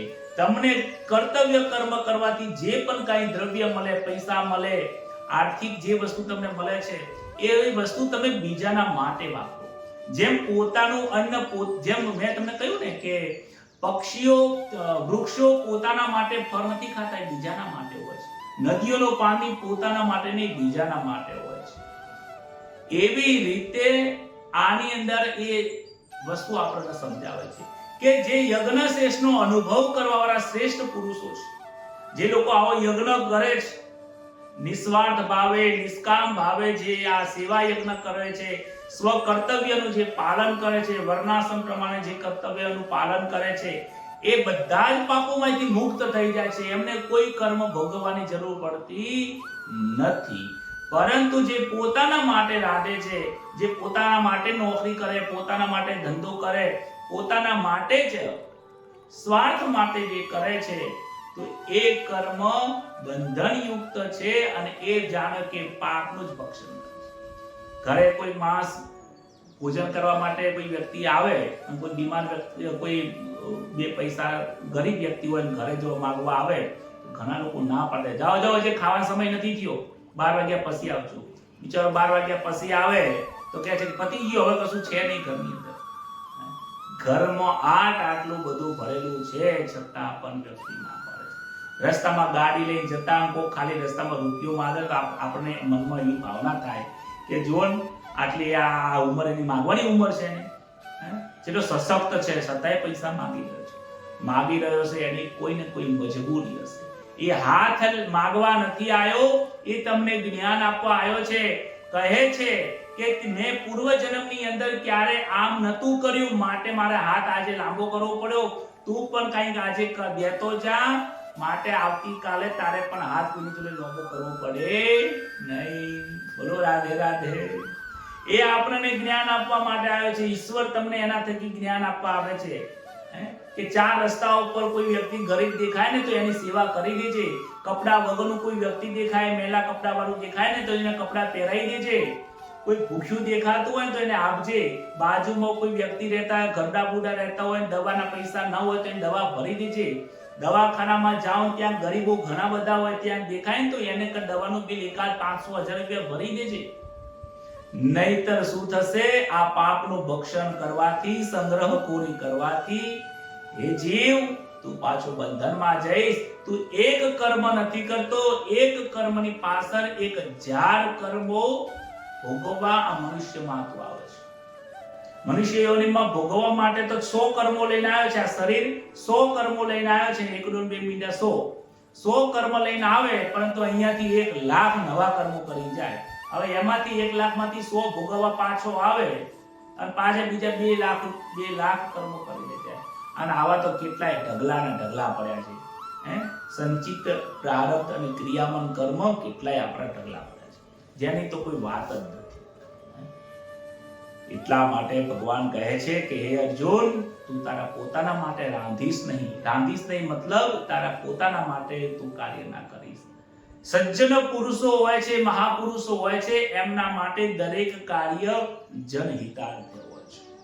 જનહિતાર્થે કાર્ય કરો તો કોઈ વાંધો નહીં આવતો. ચાહે પછી વક્તા હોય, મોટા કથાકાર હોય, કે પછી એ શિક્ષક હોય, નેતા હોય. નેતા પણ જો લોકોની સેવા માટે કાર્ય કરે તો વાંધો નહીં, પરંતુ જો વોટ લેવા માટે થઈને જો કંઈક એવું વિચારી કાર્ય કરે તો પણ છે એની સરકારમાં બહુ લાંબો સમય ચાલતી નથી. એને પછી ક્યારેકના પદ ઉપરથી એટલું પડી જવું પડે છે. કોઈ તમે મંદિરમાં રૂપિયા આપો અને તકતી મારી દો કે લોકો અહીંયા ઓળખે, આપણા છોકરાઓ આવે તો આપણને ખબર પડે કે જો એમના દાદાએ અહીંયા તકતી મારી હતી, આપણા પણ પૈસા અહીંયા સેવા કરેલી છે. આવી ભાવના જો હોય તો એ કરેલી તકતી ઉપર ને પૈસા ઉપર પાણી ફરી જાય છે. કોઈ પણ કર્તવ્ય કર્મ કરો, કોઈ પણ કાર્ય કરો, એની પાછળ તું આશા રાખીશ નહીં. આગળના શ્લોકની અંદર કહે છે અન્નાદ ભવન્તિ ભૂતાની પર્જન્યાદન્ન સંભવઃ યજ્ઞાદ ભવતિ પર્જન્યો યજ્ઞ કર્મ સમોદ્ભવઃ કર્મ બ્રહ્મોદ્ભવમ વૃદ્ધે બ્રહ્માક્ષર સમુદ્ભવમ તસ્માत् સર્વગતમ બ્રહ્મ નિત્યમ યજ્ઞે પ્રતિષ્ઠિતમ. કહે છે કે જીવન અન્ન ઉપર ચાલે છે અને અન્ન પ્રકૃતિના ચક્રથી ચાલી રહ્યું છે. એનો અર્થ આપણે સમજી લઈએ. જે શ્લોક નંબર આપણે જોઈ ગયા છીએ એ શ્લોક નંબર છે 14 અને 15મા નંબરનો જે શ્લોક છે, એનો અર્થ એવો થાય છે કે સગળા પ્રાણીઓ અન્નથી ઉત્પન્ન થાય છે. આપણો જન્મ પણ અન્નથી જ થયો છે, કારણ કે માતા પિતાએ અન્નનું ભોજન કર્યું, એનામાંથી જ લોહી અને વીર્યનો ઉત્પન્ન થયા છે. એ અન્ન છે એટલે જ દરેક જીવાત્માનો જન્મ થાય છે. તો આ પ્રકૃતિમાં જેટલા પણ લોકોનો જન્મ છે શાનાથી થાય છે? અન્નથી ઉત્પન્ન થાય છે. અને અન્ન શાનાથી ઉત્પન્ન થાય છે? તો કે વરસાદથી ઉત્પન્ન થાય છે. વરસાદ કેવી રીતે થાય છે? તો કે યજ્ઞ કરવાથી, સ્વકર્તવ્યનું પાલન કરવાથી યજ્ઞ થાય છે. યજ્ઞ કર્મોથી નિષ્પન્ન થાય છે. યજ્ઞ કેવી રીતે થાય છે? કર્મથી થાય છે યજ્ઞ. અને કર્મ વેદથી ઉત્પન્ન થાય છે. કર્મો ક્યાંથી ઉત્પન્ન થયા છે? તો વેદમાં કહેલા છે કે આવા કર્મો કરવા જોઈએ, આવા કર્મો ન કરવા જોઈએ. આજે આપણે સાંભળી રહ્યા છીએ એ વેદની વાણી છે. અને કહે છે કે વેદ ક્યાંથી ઉત્પન્ન થયા છે? કે અક્ષર બ્રહ્મ સ્વરૂપ, અક્ષર બ્રહ્મ જે સ્વરૂપ પ્રગટ થયેલા જાન એ આ વેદની વાણીના કોઈ અક્ષરો છે નહીં. એ અક્ષર ક્યારેય એક ક્ષય પામે નહીં એવી વાણી છે. એટલા માટે આ સર્વવ્યાપી પરમાત્મા યજ્ઞમાં નિત્ય પ્રતિષ્ઠિત છે. કે જેટલા પણ મનુષ્યના જે જીવાત્માઓ છે એ અન્નથી, એટલે શરીર રજમાંથી ઉત્પન્ન થયું છે. અને આ શરીરનું પાછું કર્તવ્ય શું છે? કે કર્તવ્ય તને જે મળે છે તું કાર્ય કર, દેવતાઓ પ્રસન્ન થાય. અને એ દેવતાઓ પ્રસન્ન થશે તો એ તને કર્તવ્ય કર્મ કરવા માટે જ એ વસ્તુઓ તમને આપશે. વરસાદ મળે, ખેડૂતો માટે વરસાદ થાય છે. બીજા લોકો નોકરી ધંધો કરતા હોય તો એને સારી બીજી નોકરી મળતી હોય છે. તમને 50,000 માંથી લાખ રૂપિયાની નોકરી મળી તો એનું કારણ એ છે કે હવે તમે જે પુણ્ય કર્મ કરતા હતા હવે તમારે વિશેષ કરવું પડશે. આમ આપણા સનાતન ધર્મની અંદર એવું કહ્યું છે કે પોતાના જે આવક છે એમાંથી 50% હિસ્સો પરમાર્થ માટે વાપરવો જોઈએ. આવું તો કોઈ ખબર નહીં કે 50%, લોકોને એટલું જ ખબર છે કે 10% જ વાપરવું જોઈએ. કારણ કે આમ તો શાસ્ત્રમાં 50% લખ્યું છે કે પોતાના આવકનો 50% ભાગ, અડધો ભાગ સેવા માટે લોકો જનહિતાર્થે વાપરી દો, અને એક બાકીનો ભાગ જે છે પોતાના માટે નહીં, પોતાના પરિવાર સાથે તમે વાપરી શકો, પોતાના વ્યવહાર ચલાવવા માટે વાપરવાનું કહ્યું છે. પરંતુ આદિશ્રી શંકરાચાર્ય જ્યારે આવ્યા ત્યારે એમને એવું લાગ્યું કે આવનારા સમયની અંદર 50% ભાગ વાપરવો એ લોકો માટે મુશ્કેલ થઈ જશે. ત્યારે એમને એમના ભાષ્યની અંદર 50% ને ઓછો કરીને પછી 10% સુધી લાવી દીધો છે. શંકરાચાર્ય એમના શ્લોકમાં લખ્યું, મને શ્લોક મને યાદ નથી, શંકરાચાર્ય એમના શબ્દમાં લખ્યું છે, આને ચેન્જ કરી દીધું કે હવે તમે 10% એ વાપરજો. આજે પણ કોઈ 10% પોતાના હિસ્સામાંથી લાખ રૂપિયાનો પગાર હોય, તો કોણ 10%, 10,000 રૂપિયા કોણ વાપરે? પરંતુ કહે છે કે તમારે વાપરવો જોઈએ. અહીંયા તો ભગવાન એમ કહે છે કે બધે બધું વાપરવું જોઈએ, અને પછી 50% આવ્યું, પછી 10% આવ્યું. ભગવદ ગીતા એવું કહે છે કે તમારું આ શરીર પણ બીજા માટે વાપરી દો, કારણ કે આ શરીરે તમને અહીંયા સંસારમાંથી મળ્યું છે. જે વસ્તુ તમને સંસારમાંથી મળી છે એ વસ્તુ સંસારને આપી દો. જે વસ્તુ તારી નથી, આ શરીર તારું છે જ નહીં. આ તારી મન પણ તારું નથી, બુદ્ધિ પણ તારી નથી, એ પણ તને આ સંસારમાંથી મળી છે. તો મન પણ તારે બીજાની સેવા માટે વાપરવું છે. મનની અંદર ખરાબ વિચારો ના આવે, એ મનની સેવા થઈ જાય છે. ચિંતન તું ભોગોનું ના કરીશ, લોકોનું સેવા હું કેવી રીતે કરી શકું એવું ચિંતન કર, તો એ ચિંતનની ચિત્તની સેવા થઈ જશે. આ શરીર કહેતા અહંકાર આ શરીરને પણ તું બીજાના માટે વાપરી તો પણ એ તારું પરમાર્થ થઈ જશે, અને એમાં તારી જો અપેક્ષા નથી ને એટલે તું આ બધા ઋણોમાંથી મુક્ત થઈ જશે. માટે તું આ મનુષ્ય અવતારમાં નહીં આવે. આ જ કર્મ યોગ છે, આ જ સર્વશ્રેષ્ઠ કર્મ યોગ છે. કહે છે કે પરમાત્મા દ્વારા વેદો પ્રગટ થયા છે અને કર્તવ્ય પાલનની વિધિ દર્શાવે છે. તો વેદો જો પોતાનું કર્તવ્યનું પાલન કરતા હોય તો તારે કેમ કર્તવ્યનું પાલન ન કરવું જોઈએ? કર્તવ્યનું પાલનની અંદર એક સરસ મજાનું દ્રષ્ટાંત પણ છે કે ખેડૂતોના 4 છોકરાઓ હતા. એ છોકરાઓ વિચારતા હતા કે વરસાદ તો આવતો નથી, શું કરીશું? વરસાદ આવતો, વરસાદની રાહ જોઈને બેઠા હતા. જેઠ મહિનો પૂરો થઈ ગયો, અષાઢ મહિનાની શરૂઆત થઈ, પણ વરસાદ ક્યાં આવતો નથી. દૂર સુધી લાગતું નથી કે આ વર્ષે વરસાદ પડે. આ વખતે તો દુકાળ પડે એવું લાગે છે. ખેડૂતોના છોકરાઓ કે બેઠા શું કરશું, લાવો આપણે કે જમીન તો ખોદી રાખીએ. બીજા ભાઈ કે પણ શું કરે છે, દુકાળ જેવું લાગે છે, વગર કામનું ખોદીને શું કરીશ? ના કે આપણે ખેડૂત છીએ, આપણો સ્વધર્મ છે, પાલન તો કરવું જોઈએ. એમને ખેડવાનું ચાલુ કર્યું. જેવું ખેતર ખેડવાનું ચાલુ કર્યું, અડધો વીઘો, 1 વીઘો, 2 વીઘા ખેડાતું હતું, એટલા આમ ઝાડ ઉપર મોર બેઠા હતા. મોરને એમ થવા લાગ્યું કે આ ખેડૂતો વગર વરસાદે કેમ ખેડવા બેઠા છે? દુકાળની અંદર કેમ ખેડવા બેઠા છે, જમીન ખેડી રહ્યા છે. તો વિચાર કર્યો કે ખેડૂતનું કાર્ય છે જમીનને ખેડવી, એનો ધર્મ છે. તો વિચાર કર્યા પછી લાગ્યું કે જો એ એમનું ધર્મ નિભાવતા હોય તો મારે પણ સ્વધર્મ કેમ ના નિભાવવો જોઈએ? તો પછી મોર પણ ત્યાંની ટેહો કરી પોતાના અવાજ ઉપર બધા જ મોરો બોલવા લાગ્યા આજુબાજુની અંદર. મોર પણ અવાજ કરવા લાગ્યા એટલે આકાશમાં મેઘને વિચાર આવ્યો કે મોર મારા આયા વગર અવાજ કેમ કરે છે, આ કેમ મસ્તીમાં નાચી રહ્યા છે, બોલી રહ્યા છે? એને પણ થોડું જોયું તો ખેડૂતો જમીન ખોદી રહ્યા છે અને પક્ષીઓ પણ જો અવાજ કરી રહ્યા છે, મોર પણ નાચી રહ્યા છે, તો પછી મારે કેમ કર્તવ્યનું કર્મનું પાલન ન કરવું જોઈએ? તો પછી મેઘ પણ કાળા કલરના બાદલો છવાઈ ગયા અને કડાટ અવાજ કરવા લાગ્યા. એ પણ જોરથી અવાજ કરવા લાગ્યા. એ અવાજ સંભળાનો ઇન્દ્ર રાજાને, ઇન્દ્રને ખબર પડી કે અત્યારે તો આ વર્ષે તો દુકાળ પડવાનો છે, આ વર્ષે દુકાળનો છે, તો પછી આ બધા લોકો કેમ રહે?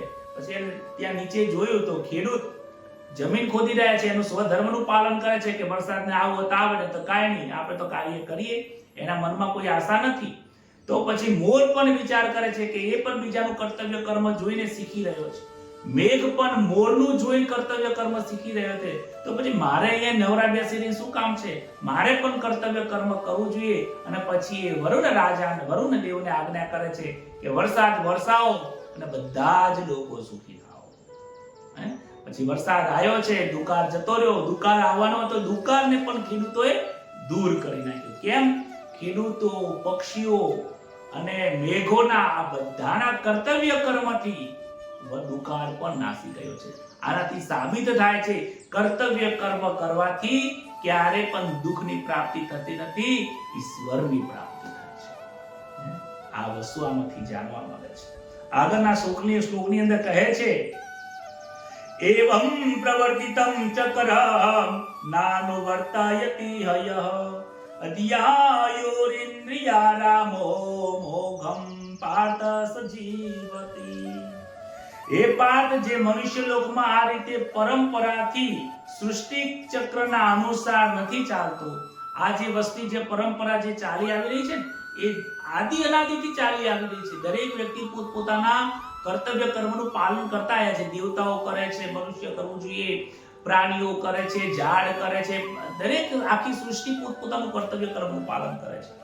અને જે આ વ્યક્તિ સૃષ્ટિ પરંપરાનું પાલન જે મનુષ્ય નથી કરતા અને ઇન્દ્રિયો દ્વારા ભોગોમાં રમવા વાળા બને છે, પોતે પોતાના માટે ભોગ ભોગવે છે, કર્તવ્ય કર્મ નથી કરતો, તો એ પાપમય જીવન જીવવા વાળો છે અને આ મનુષ્ય સંસારમાં વ્યર્થ જીવી રહ્યો છે. એનું આ સંસારમાં કોઈ કાર્ય નથી. મનુષ્યને મેં અવતાર જ કર્તવ્ય કર્મ કરવા માટે આપ્યો છે, નહીં તો બિલાડીમાં, કૂતરામાં, જીવ જંતુઓમાં, અરસ્યમાં ના આપ્યો ના. નવું કર્મ કરીને મને પ્રાપ્ત કરવા માટે તો મનુષ્ય યોની એ કર્મ યોની છે. અને મનુષ્ય સિવાયની જેટલી પણ યોનિઓ છે, પક્ષીઓની, પ્રાણીઓની અને વૃક્ષોની જે છે એ ભોગ યોની છે. ત્યાં કર્મ ભોગવાય છે અને અહીંયા કર્મ નવા થાય છે. તો અહીંયા નવા કર્મ કરવા માટે મેં એમને મોકલ્યો હતો, તો સ્વધર્મનું પાલન ન કર્યું, કર્તવ્યનું પાલન ન કર્યું અને આ સૃષ્ટિની આદિ અનાદિથી પ્રક્રિયા ચાલી આવી રહી છે. જે આ પ્રક્રિયામાં બાધા બને છે એ વ્યક્તિ વ્યર્થ જીવે છે. એને પછી ભગવાન કહે છે કે મને આમાં કંઈ દેખાતું નથી, વ્યર્થ જીવે છે, તો પછી એને મનુષ્ય અવતાર અપાય નહીં, એને પાછો મોકલે છે 84 લાખની અંદર મળે છે. એટલે આમાં ખૂબ સમજવા જેવું છે કે યજ્ઞના નિયમોને ન માનનાર એવું ને એવું સમાજમાં પણ છે કે જેમ સમાજના નિયમ ન પાણીએ ને તો સમાજની બહાર કરી દે કે ભાઈ આ તો સમાજની બહાર છે. કેમ? સમાજના નીતિ નિયમને ચાલતો જ નથી. દેશના નિયમથી જે નથી ચાલતો તો એને જેલમાં જવું પડે છે. તો વિચાર કરો, આ સંસારના નિયમને ન પાલન કરવાથી મનુષ્ય જન્મના આ દેહરૂપી જે મળ્યો છે, આ જીવાત્મા આપણને જે પ્રાપ્ત થયો છે, આપણને જન્મ મળ્યો છે, જેના માટે એ કર્તવ્ય કર્મ કરીને જે પરંપરાથી જે ચાલી આવી છે કર્મ ન કરીને માણસ, ભગવાન કહે છે, વ્યર્થ જીવે છે, એનું જીવન નકામું છે. યસ્ત્વાત્મહરહતિરેવ સ્યાદાત્મ તૃપ્તશ્ચ માનવ આત્મન્યેવ ચ સંતુષ્ટસ્તસ્ય કાર્ય ન વિદ્યતે. શું કહે છે? જે મનુષ્ય પોતે પોતાનામાં જ રમણ કરવા વાળો છે, પોતે પોતાના માટે ખાય છે, પોતાના માટે પીવે છે, પોતાના માટે ભોગ ભોગવે છે, તે પોતાનામાં જ તૃપ્ત રહે છે તથા પોતાનામાં જે સંતુષ્ટ પોતાનામાં રહે છે, તેને માટે કોઈ કર્તવ્ય કર્મ નથી. હવે આ શ્લોક એવું કહેવા માંગે છે, થોડો અઘરો છે. આને તમે બે રીતે પણ જોઈ શકો છો કે જે સંસારના ભોગો ભોગવી રહ્યો છે અને પોતે પોતાના માટે જ કર્મ કરે છે, તો એ વ્યર્થ જીવી રહ્યો છે. એના માટે કોઈ કર્તવ્ય કર્મ પછી કરે તો શું, ના કરે તો શું, એનો કોઈ મતલબ નહીં રહેતો. એને તો પછી હું 84 લાખ વિનિમય નાખું છું. પરંતુ ઘણા એવા શ્રેષ્ઠ પુરુષો છે કે જેમને આ કર્તવ્ય કર્મ શું કહે છે કે જે પોતે પોતાનામાં રમણ કરે છે. પોતે પોતાનામાં રમણ રહેવું એટલે શું? કે જેને જ્ઞાન પ્રાપ્ત થયું છે, જેને જ્ઞાનની નિષ્ઠા છે, એની વાત છે કે જેને જ્ઞાનની નિષ્ઠા એટલે પોતે કોણ છે અને પોતાનું સ્વરૂપ શું છે. આ દેહ હું નથી, આત્મ તત્વ છે, એ જ મારું સ્વરૂપ છે. તો જે પોતે પોતાના આત્મ સ્વરૂપની અંદર સદાય રમણ કરવા વાળો છે અને એનામાં તૃપ્ત છે, સંતુષ્ટ થઈ ગયો છે, તે પોતે પોતાનામાં સંતુષ્ટ છે, એના માટે કોઈ કર્તવ્ય કર્મ નથી. એ પછી કર્તવ્ય કર્મ ન કરે તો પણ એને કોઈ ફરક પડતો નથી. આમાં બહુ વિશેષ સમજવાની જરૂર છે કે કર્મયોગ દ્વારા સિદ્ધ પુરુષોને રતિ અને તૃપ્તિમાં સંતુષ્ટ જ્યારે પોતે પોતાનામાં સમાઈ જાય છે. જે શ્રેષ્ઠ પુરુષો છે એ આ પ્રકારે કર્તવ્ય કર્મ લોકોની સેવા કરીને અને એમાં પોતાનો અહંકાર છૂટી જતો હોય છે. જ્યારે અહંકાર છૂટી જાય છે ત્યારે એ વ્યક્તિ પોતાના અંતરના સ્વરૂપની અંદર તૃપ્ત થઈ જાય છે, એટલે અંદર સંતોષ થઈ જાય છે. સંતોષ કોને નથી થતો? કે જેનામાં અહંકાર છે, મમતા છે, જેને લોભ રહેલો છે, એને સંતોષ ક્યારે નહીં થાય, પોતાની અંદર આત્મ સંતોષ ક્યારે નહીં થાય. જે વ્યક્તિ પોતે આત્મ સંતોષી થઈ ગયા છે તો પછી એમના મનમાં ક્યાંય એવો વિચાર કે ભાવ આવતો નથી કે મારે કર્મ કરવું જોઈએ કે ના કરવું જોઈએ. શ્રેષ્ઠ પુરુષો અને જે મહાન જે સંતો થઈ ગયા છે એમનું જીવન, એમનું શરીર હંમેશા માટે સદાય બીજાના માટે જ રહ્યું છે અને પોતે અંતર્મુખ, પોતે આનંદમય રહેતા હોય છે. એટલે પછી કર્તવ્ય કર્મ કરે તો શું, ના કરે તો શું. એ આગળના શ્લોકની અંદર કહે છે, નૈવતસ્ય કૃતે નાર્થો નાકૃતે નેહ કશ્ચન ન ચાસ્ય સર્વભૂતેષુ કશ્ચિદર્થ વ્યપાશ્રય. શું કહે છે? તે મહાપુરુષોના સંસારમાં ન તો કોઈ કર્મ કરવાનું પ્રયોજન રહે છે અને ન તો કર્મ કરવાથી કોઈ પ્રયોજન રહે છે. ન કર્મ કરવાથી, ન કર્મ ન કરવાથી કોઈ પ્રયોજન રહેતું નથી. તથા બધા પ્રાણીઓમાં કિંચિત સ્વાર્થનો એમનો સંબંધ રહેતો નથી. સ્પષ્ટ વાત કરી દીધી છે. આગળના શ્લોકની અંદર શું ચર્ચા કરી? કે જે વ્યક્તિ પોતાનો કર્તવ્ય કર્મનું પાલન કરતો નથી અને બીજાની સેવા કરતો નથી, પોતાના માટે જ ખાય છે, પોતાના માટે જ પીવે છે, પોતાના માટે જ ભોજનનું રાંધે છે, જે સ્વાર્થ માટે પોતાના માટે કરે છે, તો એનું જીવન વ્યર્થ છે. એટલે પાછો બીજી યોનિમાં જન્મ થાય છે, એનું જીવન વ્યર્થ છે. પરંતુ અહીંયા શ્રેષ્ઠ પુરુષો જે છે, જેમને પોતાનું જીવન, આ શરીર હંમેશા માટે બીજા માટે સમર્પિત કરી દીધું છે, આવી જેની ભાવના છે અને જે આવું કર્તવ્ય કર્મ કરીને શ્રેષ્ઠ બની ગયા છે, ઉપર ટોચે પહોંચી ગયા છે, એ લોકોને પછી કર્તવ્ય કર્મ કરે તો શું, ના કરે તો શું, એ સમાન બની ગયા હોય છે. મનુષ્ય પ્રત્યેકને કંઈક કરવાની પ્રવૃત્તિ હોય છે. જ્યાં સુધી કંઈક કરવાની પ્રવૃત્તિ છે ત્યાં સુધી સંસારની વસ્તુઓ, જ્યાં સુધી તમને ખબર છે. આ શ્લોક કોના માટે છે ખબર છે? આ શ્લોકો મહાપુરુષો માટે છે. સામાન્ય તમારા અને મારા વ્યક્તિ માટે આ નથી. આ એવા લોકો માટે છે કે કર્મ બે પ્રકારે છે. એક કામના પૂર્તિ કરવા માટે કર્મ થાય છે, એક કામના છોડવા માટે કર્મ થાય છે. સમજજો, તમે જે કાર્ય કરો છો એ કાર્ય બે વસ્તુ માટે થાય. કાં તો એ કર્મની પાછળ તમને કંઈક લેવાની ઈચ્છા થાય છે, કામના પૂર્તિ માટે. કાં તો પછી જો તમે જ્ઞાની છો તો શું કરશો? કર્મની અંદર તમારી કામનાઓ ન રહે, તમને અહંકાર ન થાય, એના માટે તમે જે પરોપકાર કરો છો તો એવા પ્રકારનું કરો. એક નિસ્વાર્થ થશે, એક સ્વાર્થથી થશે. એક સેવા માટે થશે, એક મેવા લેવા માટે કરવો થશે. એક પુણ્ય માટે થશે, એક પાપ માટે કાર્ય થશે. આ કહેવાનો મતલબ એવો છે કે કર્મયોગ કામના વૃત્તિ માટે કર્મયોગ થાય છે. તમે જે કર્મ અત્યારે જે દરેક લોકો કર્મ કરે છે એની પાછળ કામનાઓ રહેલી હોય છે. પરંતુ મહાપુરુષોને જડતાની સાથે કોઈ સંબંધ નથી હોતો. જેને પોતાના સ્વ સ્વરૂપની ઓળખાણ થઈ ગઈ છે, આત્મચિંતન, આત્મજ્ઞાનથી, કર્મયોગથી જ્યારે એને પોતાને ઓળખાણ થઈ ગઈ છે તો પછી એને ઈશ્વર નિષ્ક્રિય છે, તો પોતાને પણ એ ક્રિયા કરતો હોય પરંતુ અહંકાર રહિત કર્મ થતું હોય છે. એટલે એ કર્મ પછી સેવા કરે તો શું, ના કરે તો શું. કહે છે કે મહાપુરુષોનો જડતા સાથે સંબંધ સર્વથા વિચ્છેદ થઈ જાય છે અને પ્રવૃત્તિ અને નિવૃત્તિ બંનેની નિવૃત્તિ થઈ જાય છે. એમનામાં ન પ્રવૃત્તિ પણ હોય છે, ન એમને ઈચ્છા થાય છે કંઈ ક્રિયા કરવાની, પ્રવૃત્તિ કરવાની ઈચ્છા થાય છે. આમ કદાચ કરે છે તો એ નિવૃત્તિની સાથે કરે છે અને ન એમની નિવૃત્તિ પણ હોય છે, કારણ કે એમનું જીવન હંમેશા માટે લોકોના સેવા માટે હોય છે. પ્રવૃત્તિ અને નિવૃત્તિ બંનેનું એમના મન, બુદ્ધિ, ચિત્તમાંથી દૂર થઈ જાય છે. લેશ માત્ર પણ એ પ્રવૃત્તિ નિવૃત્તિ એમનામાં રહેતી નથી. એટલે કહે છે કે કર્મ કરવાની સાથે તો એનું પ્રયોજન રહેતું નથી, કર્મ ન કરવામાં એમનું પ્રયોજન રહેતું નથી. માટે એમનો દરેક કર્મ સાથેનો સ્વાર્થ સંબંધ છૂટી જાય છે. જ્યારે પોતાની સ્વ સ્વરૂપની ઓળખાણ થઈ જાય કે હું સતચિત આનંદ સ્વરૂપ છું, તો પછી એમને દેહની પણ પડી નથી, આ સંસારના જડની પણ પડી હોતી નથી, મનની પણ પડી નથી. કોઈ પણ દરેક સંબંધો એમના છૂટી જાય છે. અને એવું કોનું હોય છે તમને કહી દઉં કે જે સુખદેવજી મહારાજ હતા એમનું જીવન એવું હતું. એ જંગલમાં જઈને તપ કરીને પોતાના જીવનમાં પોતાનું કલ્યાણ સાધ્યું હતું. પણ જ્યારે જરૂર પડી ત્યારે પરીક્ષિતને જ્ઞાન આપવા માટે પણ આવી ગયા. ન એમની પ્રવૃત્તિ છે, ન એમની નિવૃત્તિ છે, ન એમને એ કોઈને જ્ઞાન આપી રહ્યા છે એવો ભાવ છે, ન એ જ્ઞાન પ્રાપ્ત કરી રહ્યા છે એવો ભાવ છે, ન એ પોતે ગુરુ છે, ન એમનો કોઈ શિષ્ય છે કે કોઈ મારો શિષ્ય છે એને જ્ઞાન આવી ભાવના પણ નથી. એ પુરુષ છે કે સ્ત્રી છે એ પણ એમને ખ્યાલ નથી. કેમ? એમને તો સચ્ચિદાનંદ રૂપમ શિવોહમ શિવોહમ.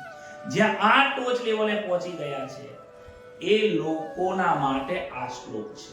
એમના માટે તો કર્મ થાય તો શું, કર્મ ન થાય તો શું, પરમાત્મા ખુદ એવું કહે છે. અને એક બીજા હતા જનક રાજા. એ જનક રાજાનું વર્ણન આગળના શ્લોકની અંદર આવે છે. એ કહે છે તસ્માદસ્તપ્ત સતતમ કાર્યમ કર્મ સમાચર અસક્તો યચરન કર્મ પરન્માપ્યોતિ પુરુષ. શું કહે છે? એટલા માટે તું આસક્તિ રહિત કર્તવ્ય કર્મનું સારી રીતે તું આચરણ કર. કેમ કે આસક્તિ રહિત કર્મ કરતો મનુષ્ય પરમાત્માને પ્રાપ્ત થાય છે. આ જે મહાપુરુષો સુખદેવજી મહારાજ જ્યાં પહોંચ્યા છે એ એમ નથી પહોંચ્યા. જનક રાજા એ લેવલે પહોંચ્યા છે તો કેવી રીતે પહોંચ્યા છે કે જ્યારે જ્યારે આ મનુષ્ય અવતાર એમને મળ્યો છે ત્યારે ત્યારે એમને દરેક કર્મ આસક્તિ રહિત કર્યું છે. પોતાના માટે નથી રાંધ્યું, બીજાના માટે રાંધે છે. પોતાના માટે મહેનત નથી કરતા, બીજાના માટે મહેનત કરે. જ્યારે તમે બીજાના માટે મહેનત કરશો અને એમાં જ્યારે લેસ માત્ર પણ કોઈ તમને એમાં લેવાની ભાવના નહીં હોય તો તમને અહંકાર નહીં થાય. એનું એક ઉદાહરણ આપું. કોઈ ગામની અંદર મેળો હોય, કોઈ ગામની અંદર મેળો હોય અને મેળાની અંદર લાખો પબ્લિક આવવાની હોય ને તો એક ગામની અંદર એક યુવક મંડળ હોય છે.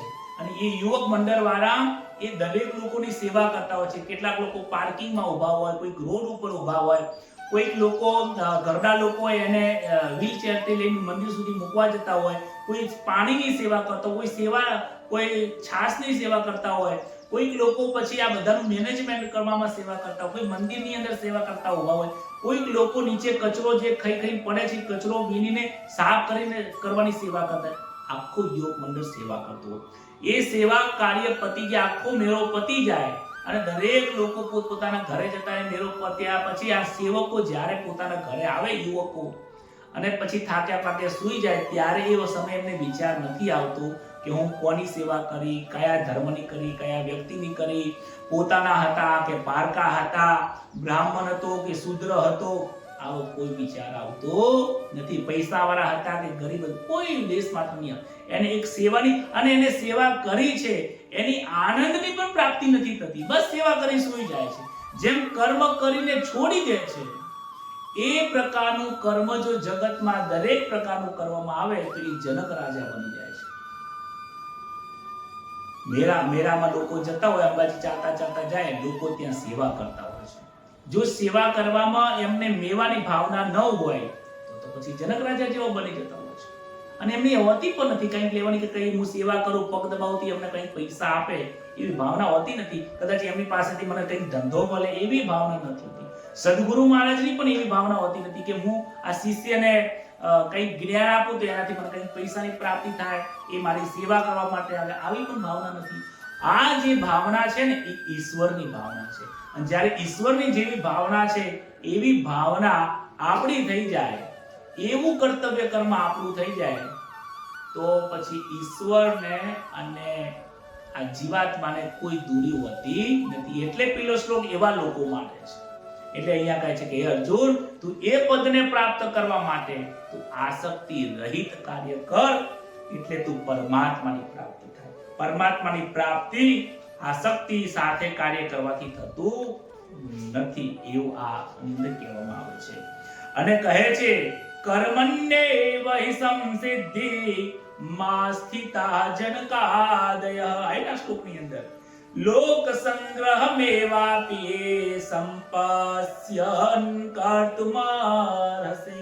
કહે છે રાજા જનક જેવા અનેક મહાપુરુષો પણ કર્મ દ્વારા જ પરમ સિદ્ધિને પ્રાપ્ત થયા છે. ભગવાન કેટલો બાયફર્કેશન કેટલું મસ્ત આપી દીધું છે કે જનક રાજા જેવા, જનક રાજા તો ખરા છે, એમનો શબ્દ વાપરે છે, પરંતુ એમના જેવા બીજા પણ અન્ય મહાપુરુષો થયા છે. પણ કેવી રીતે થયા છે? તો કહે છે કર્મ દ્વારા પરમ સિદ્ધિને પ્રાપ્ત થયા છે. પરમ સિદ્ધિ એટલે પરમાત્માને પ્રાપ્ત થયા છે. એટલા માટે લોક સંગ્રહને દેખીને પણ તું કર્મ કરવાને યોગ્ય છે. મતલબ તું આ જે લોકોને જોઈને તું આ પ્રકારના કર્મો કરી લેશે. આ બધું જોવા જેવું કર્મ છે. આ કર્મ જે મહાપુરુષોએ જે કર્મ કરીને ગયા છે એ કર્મને તારે શું કરવું જોઈએ? તારે એને તારા જીવનમાં ઉતારવું જોઈએ, એને તારે અનુસરવું જોઈએ. આજે બીજાના લોકોની દેખાદેખી કરતા લોકો થઈ ગયા છે, મહાપુરુષને કોઈ દેખાદેખી કરતું નથી. ટીવી અને સિરિયલમાં જે દેખાદેખી થાય છે એવું ને એવું આ જગત કરે છે, પરંતુ મહાપુરુષોની અર્જુનને કહે છે, અર્જુન જનકાદય, શું કહે છે? કર્મણ્યેહ સંસિદ્ધિ મા સ્થિતા જનકાદય. જનક જેવા આદિ જેટલા રાજાઓ થઈ ગયા, મહાપુરુષો થઈ ગયા, અને એ મહાપુરુષો કર્મ દ્વારા જ પરમ સિદ્ધિને પ્રાપ્ત થયા છે, એમ નથી થયા. વિચાર કરો, આખા ગીતાજીની અંદર ભગવાન શ્રી કૃષ્ણએ કોઈ વ્યક્તિનું જો ઉદાહરણ આપ્યું હોય ને તો એ જનક રાજાનું છે. સુખદેવજીનું પણ ઉદાહરણ નથી આપ્યું. વિચાર કરો, જનક રાજાનું આપ્યું છે, કારણ કે જનક એક રાજા હતા. હવે જે વ્યક્તિ રાજા હોય એની પાસે કેટલી જવાબદારી હોય. દરેક આખા પ્રજાનું પાલન કરવું, એમની બીમારી, એમનો ધંધો, એમનો નોકરી, એમનો વ્યવહાર, એમની સુખ સંપત્તિ, એમને દરેક પ્રકારે સુખી કરવા, કોઈ દુખી ન થાય. રાજ્યની વ્યવસ્થાઓ, ન્યાય વ્યવસ્થા, કેટલી બધી વ્યવસ્થાઓ છે. આપણા દેશની અંદર વ્યવસ્થા માટે કેટલા અલગ અલગ મંત્રાલયો હોય છે. દરેક વ્યક્તિના અલગ અલગ લોકો નિમેલા છે.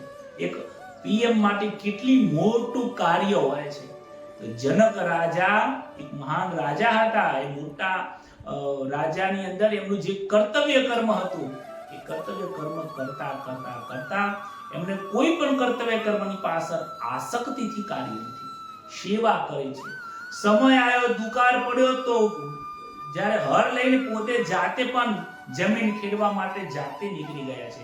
એમને એ ભાવ નથી કે હું રાજા છું તો મારે રાજા જેવું પદ હોવું જોઈએ, વક્તા છું તો મારે શ્રોતા બનીને નીચે બેસીને કથા ન સંભળાય. આવો જ્યાં સુધી ભાવ હોય છે ત્યાં સુધી મનુષ્યમાં જ છે.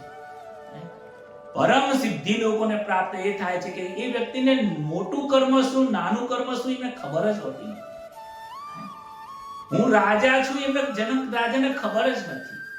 હું આ દેહમાં છું એમને ખબર જ નથી. જ્યારે મેં તમે ગઈકાલે પણ ઉદાહરણ આપ્યું હતું કે જનક રાજા એમના રૂમની અંદર બેઠા હતા અને એમની ચરણની સેવા થઈ રહી હતી, સત્સંગ થઈ રહ્યો હતો, ત્યારે એ પોતાના મોજ મસ્તીની અંદર આનંદિત હતા અને એક એમનો જમણો હાથ એક અગ્નિ બાજુમાં પડે છે અને હાથ સરગવા લાગે છે, પણ એ સરગે છે પરંતુ એમને દેહનું ભાન નથી. દેહનું ભાન ન હોવાથી એમને વિદેહ કહેવાય છે. એટલે એમની દીકરીનું નામ વૈદેહી પડે છે કે જેના દેહનું ભાન નથી એની દીકરી. તો એની દીકરી પણ એવી છે ને, જો ને, જેવું લોહી છે, જેવા ગુણ ધર્મો, જેવા સંસ્કાર છે, એવી દીકરી છે. જનક રાજાનું જીવન તો જુઓ, કેટલું સુખ આવ્યું. પોતાની દીકરીને એકલા રાજ્યની અંદર સુખ ભોગવ્યું અને પરણાયા પછી તો એને અપહરણ થઈ જાય છે, હરણ થઈ ગયું છે. કેટલું દુઃખ ભોગવે, છતાં પણ ન એમને સુખ થાય છે ન દુઃખ થાય છે. વનની અંદર જઈને સીતાને વનવાસી વસ્ત્રોમાં જોઈને, રામને નથી કહેતા કે હે જમેરાજ તમે આ પોચ નથી તો શું કામ લઈને પહેરવાયા, આવું નથી કહેતા. એ પણ જાણે છે કર્તવ્ય કર્મનું પાલન સર્વશ્રેષ્ઠ છે. રામ કર્તવ્ય કર્મનું પાલન કરે છે, મારી દીકરી પણ એમના કર્તવ્યનું પાલન કરે છે, હું પણ કર્તવ્ય કર્મનું પાલન કરશું. કર્તવ્ય કર્મનું પાલન કરવું એ જ મોટી નિષ્ઠા, એ જ મોટી સેવા છે. એટલે ઉદાહરણ જનક રાજાનું આપ્યું. વિચાર કરો, જનક રાજા કેટલા મોટા હશે, કેટલું એમનું પદ ઊંચું છે, ત્યારે ભગવદ્ ગીતામાં એમનું ઉદાહરણ આપ્યું. ઉદાહરણને લાયક તો કોઈ હોતું જ નથી, પરમાત્મા સિવાય કોઈ નથી. પરમાત્માને પણ કૃષ્ણને પણ એવું લાગે છે કે જનક રાજા જેવા જે થઈ ગયા છે. જનક રાજા ગૃહસ્થ આશ્રમની અંદર હતા અને એમને નિષ્કામ ભાવથી દરેક પરિસ્થિતિઓની અંદર સેવા કરીને દરેક કર્મના બંધનમાંથી મુક્ત થઈને એને ઈશ્વરની પ્રાપ્તિ કરી છે. પરમાત્માને પણ જડ કર્મો સાથે પ્રાપ્ત કરવાની ચેષ્ટા કરે છે. શું કરે છે? પરમાત્માને પણ જડ કર્મો દ્વારા પ્રાપ્ત કરવાની ચેષ્ટા કરે છે. વાસ્તવિકતા એ છે પરમાત્માની પ્રાપ્તિ કર્મ દ્વારા જ નથી થતી. આ બહુ ગહન વિષય છે. હમણાં કીધું કર્મ દ્વારા થાય છે, પણ થોડું વિચારીએ ને તો કર્મ કેવું છે? તો કર્મ, દરેક કર્મનો અંત છે અને દરેક કર્મ નો વિનાશ પણ છે. બહુ શાંતિથી સમજજો આ વસ્તુને, કે કર્મથી પણ ઈશ્વરની પ્રાપ્તિ થતી નથી. તો તમને પ્રશ્ન એવો થશે કે આ બધા અમને ભગવાને ગીતાજીમાં તો એવું કહ્યું છે કે કર્મથી ઈશ્વરની પ્રાપ્તિ થાય છે. જયેશભાઈ, તમે એવું કહો છો કે ગહન વિષય જોવા જઈએ તો કર્મથી પ્રાપ્તિ નથી થતી. તો અહીંયા એ કર્મથી પ્રાપ્તિ નથી થતી એનું કારણ સમજાવું છું. કર્મ છે ને એ આરંભ વાળું છે અને અંત વાળું છે. ઈશ્વર આરંભી નથી અને અંતી પણ નથી. દરેક કર્મોની પાછળ અંદર સારા અને ખોટા કર્મો રહેલા છે, પરંતુ જો એ કર્મની પાછળ અહંકાર રહેલો છે તો ઈશ્વરની પ્રાપ્તિ થતી નથી. ઈશ્વર પણ કર્મ કરવા માટે મનુષ્ય અવતારમાં આવે છે. આગળના શ્લોકમાં આવશે, પછી આવતીકાલે, કે મારે પણ ઈશ્વર બનીને કર્મ કરવું પડે છે, પરંતુ હું પણ કેવું કરું છું? સ્વધર્મનું પાલન કરવા માટે નિષ્કામ કર્મ કરું છું. ઈશ્વર નિષ્કામ કર્મ કરે છે, તો નિષ્કામ કરવાથી ઈશ્વરની પ્રાપ્તિ થાય છે. કર્મ કરવાથી ઈશ્વરની પ્રાપ્તિ નથી. એટલે મારા કરશો તો ઈશ્વરની પ્રાપ્તિ થવાની નથી. પુણ્ય મળશે, તીર્થયાત્રા કરવાથી ઈશ્વરની પ્રાપ્તિ થઈ જવાની નથી. આખી દુનિયા કરે છે, કોને પ્રાપ્તિ થઈ? પણ તો બંધ કરી દેવાનું ના કરવાનું, પરંતુ સમજીને કરો. એ ઈશ્વરને ખોરવા માટે પ્રયત્ન હોત બરાબર, ફરવા માટે પછી તીર્થયાત્રા નકામી પડે છે. એટલે એકલા કર્મ તમે કરશો તો ઈશ્વરની પ્રાપ્તિ નથી. કર્મની પાછળ અહંકારનો ત્યાગ, આ કર્મ હું નથી કરતો, ઈશ્વર કરાવી રહ્યો છે. આ કર્મની પાછળ કોઈ લેશ માત્ર આસક્તિ, મોહ, મમતા, અહંકાર, અહમપણાથી ન થાય તો એ કર્મ ઈશ્વરની પ્રાપ્તિ કરવાનું આપણને લઈ જાય છે. આજની કથાની અંદર આવું આપણને જે પ્રાપ્ત થયું છે, જે જ્ઞાન પ્રાપ્ત થયું છે, એ જ જ્ઞાન સાથે આ ભગવાન શ્રી કૃષ્ણને આપણે બે હાથ જોડીને વંદન કરીને પ્રાર્થના કરીએ, હે પ્રભુ, આજના દિવસે મને આ જે જ્ઞાન મારા હૃદયમાં સ્થાપિત થાય, મને પરમાત્માની પ્રાપ્તિ થાય, તમારા દર્શન થાય અને પરમ વૈભવ જે શિખર છે, પરમ વૈભવનું શિખર જે પરમાત્માનું પદ છે, એ મને પ્રાપ્ત થાય. એ જ વાત સાથે સૌને જય શ્રી કૃષ્ણ. બોલો શ્રી કૃષ્ણ કનૈયા લાલ કી જય. આવો આજે પરમાત્માનું નામ લઈ ભગવાન શ્રી કૃષ્ણના કીર્તનની સાથે મગ્ન થઈએ. હરે રામ રામ રામ રામ હરે હરે, હરે કૃષ્ણ કૃષ્ણ કૃષ્ણ હરે હરે, હરે રામ રામ રામ હરે હરે, હરે કૃષ્ણ કૃષ્ણ હરે હરે, હરે રામ રામ હરે હરે, હરે કૃષ્ણ કૃષ્ણ હરે હરે. બોલો શ્રી કૃષ્ણ કનૈયા લાલ કી જય. ભાગવત ભગવાન કી જય. દ્વારિકાધીશ કી. આજની કથા કરીને આજનું કર્મયોગ અને જનક રાજાના જેવું જીવન જીવવાનો આપણે સૌ પ્રયત્ન કરીએ અને જીવન આપણું પણ શુદ્ધ થાય, અંતઃકરણ શુદ્ધ થાય અને આપણું પરમાત્માની પ્રાપ્તિ થાય અને આપ સૌને પણ અંતરની અંદર પરમાત્માની ઝાંખી થાય, દર્શન થાય, એ જ અપેક્ષા સાથે સૌને જય શ્રી કૃષ્ણ. પોતાના વિચારો જરૂર લખજો અને વિડીયોને શેર કરજો. જય શ્રી કૃષ્ણ.